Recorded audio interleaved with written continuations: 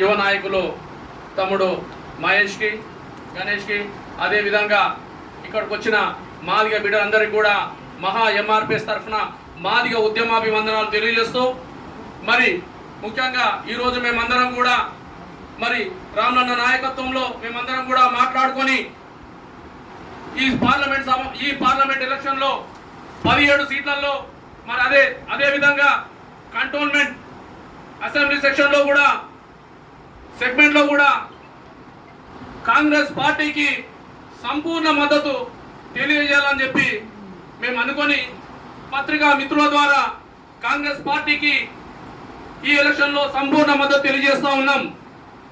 అదేవిధంగా ఇప్పుడున్న సమస్య దేశంలో మరి మా పెద్దన్న గౌరవనీయులు మాన్యశ్రీ కృష్ణమాది గారు బీజేపీకి ఓటేయమని చెప్పి గల్లీ తిరుగుతూ ఉన్నాడు. మరి నేను బీజేపీ నాయకులను మా అన్న కృష్ణమాదిని అడుగుతా ఉన్నాను, మరి 100 రోజుల్లో వర్గీకరణ చేస్తా అని చెప్పి ఇప్పటికీ 10 సంవత్సరాలు గడుస్తూ ఉన్నది. వర్గీకరణ చేయాలా? మరి ఈ రోజు వాళ్లకు పార్లమెంట్లో పూర్తి మెజారిటీ ఉన్నది.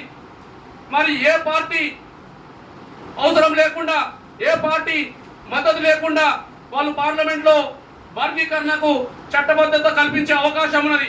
అయినా వాళ్ళు చేయడం లేదు అంటే స్పష్టంగా అర్థమవుతుంది కదా, వాళ్ళకు మనకు మోసపూరిత ఆహ్వానం చేసి వాగ్దానం చేసి మరి మోసం చేస్తున్నారని ప్రతి సామాన్యుడికి అర్థమవుతుంది.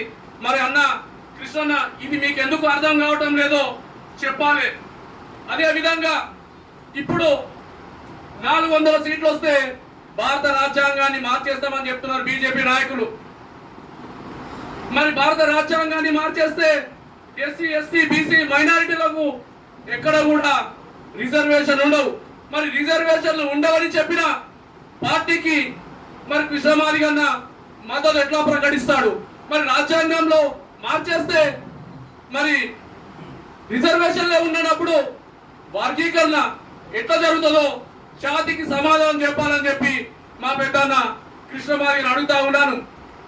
అదే విధంగా మరి అన్న మా మోతుపల్లి అనేక పదవులు అనుభవించి దాదాపు 70 సంవత్సరాల వయసులో ఈ బీజేపీ పంచన చేర్చి విలువ దిగజార్చుకుంటున్నాడు.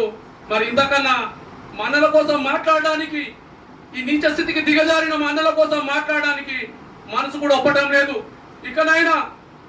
ఇకనైనా మీరు మనసు మార్చుకోమని చెప్పి మేము విజ్ఞప్తి చేస్తా ఉన్నా. మరి ఇకనైనా మీకు విజ్ఞప్తి చేస్తా ఉన్నా. మరి మా కృష్ణమాది అన్నగారు 2 సార్లు ఎమ్మెల్యేగా పోటీ చేసి ఓడిపోయిండు. మరి గత ప్రభుత్వంలో మరి ఎమ్మెల్యే నోముల నరసింహ గారు చనిపోయినప్పుడు ఆ బై ఎలక్షన్లో కృష్ణమాది గారు ఎంఎస్పీ నుంచి ఒక వ్యక్తి నిలబెట్టిండు. అక్కడ కృష్ణమాది గారికి వచ్చిన ఓట్లు ఏంటంటే అక్షరాల 1033. మరి ఈ సామర్థ్యాలు ఉన్న వ్యక్తిని మరి అదే ఎలక్షన్ లో విశారదన్ గారు పోటీ చేస్తే 3000 పైచులకు ఓట్లు వచ్చినాయి. మరి కృష్ణమాది గారు మహానాయకుడు అని చెప్పుకునే కృష్ణమాది